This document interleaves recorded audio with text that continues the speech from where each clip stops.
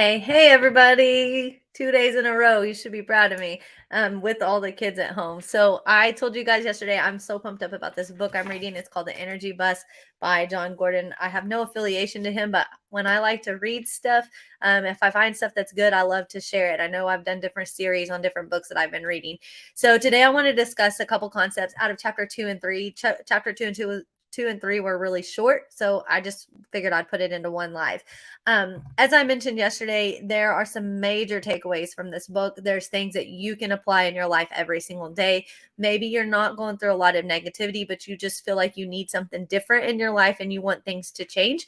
And so that's why I'm bringing this to you. So if you haven't read the book, then I highly suggest you go read it. If you are reading it or you decide to read it, let me know if you what you take away from it.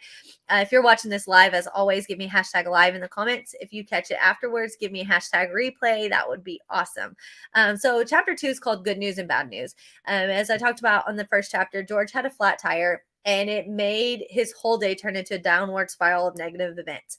Now, granted, he didn't have to have a flat tire. It could have been traffic. It could have been anything in this particular man's life because everything is negative at this point of where he's at.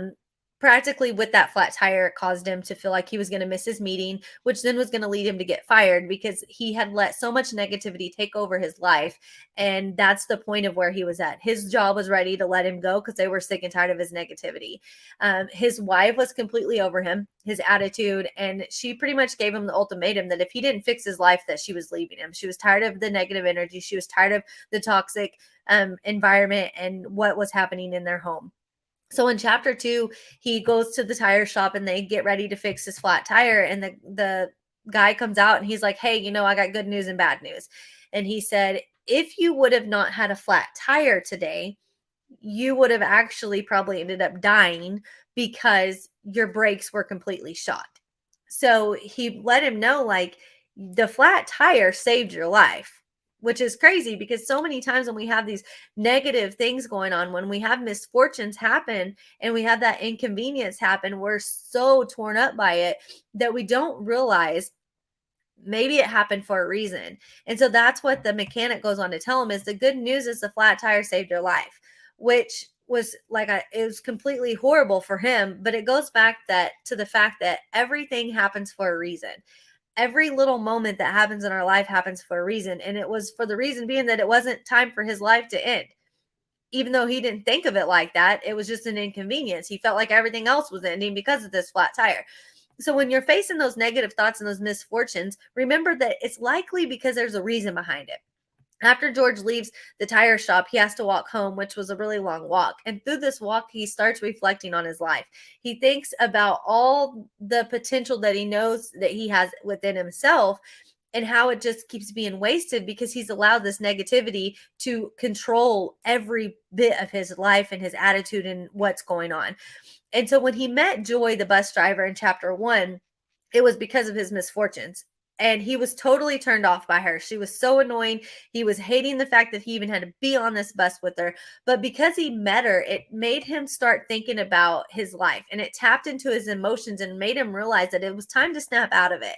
And so his encounter with Joy inspired him to start taking a shift on his perspective and embracing the power of that positive energy versus just suffocating in the negative energy. So for me, I feel like it's a reminder for all of us to look for the good in every situation. Instead of taking those challenges and allowing them to be a setback for us, allow it to reframe our mindset as an opportunity. So retrain your mind to say, okay, you know what? This is happening in my life and it's bad, but what opportunity can I take out of it? And then surround yourself with positive influences. So instead of going to the friend that's like, yeah, man, your life sucks, or yeah, everything, whatever, it seems like that happens all the time. Yeah, that happens to me. That's just the luck that we have. Instead of surrounding yourself with people like that, surround yourself with influences that are going to say, hey, you know what? You did have a flat tire, but what if you would have had the brakes go? Like find those people that can find the positive in the bad of the situation. So where are you at in your life? Are you stuck in that negative hole and feel like you're drowning?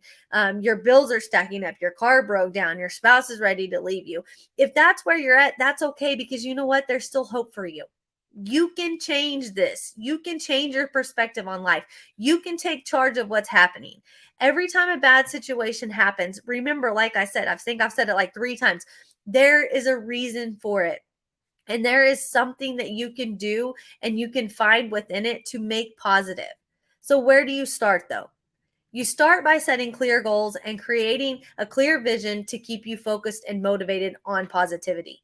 And then practice gratitude. If you have to practice gratitude by journaling about the positive things that are happening in your day, you're going to start realizing that there's not as many negative things happening as I feel like. There are some positive things happening. And when I say journaling, doesn't mean you have to walk around with the notebook. Everybody's got a phone. Everybody's got a notepad on their phone. Journal those positive moments. And then, as I mentioned a second ago, surround yourself with positive people and engage in activities that are going to uplift your spirit. Engage in things that make you feel good. It's okay to make yourself feel good. Remember that you have the power to choose your energy and that you can make a positive impact in your life. And so, as I wrap up today, I want to keep it kind of short. I encourage you to take these lessons and start applying them. Start thinking about what are those things that I'm allowing to completely run my day, even though it doesn't have to run your day.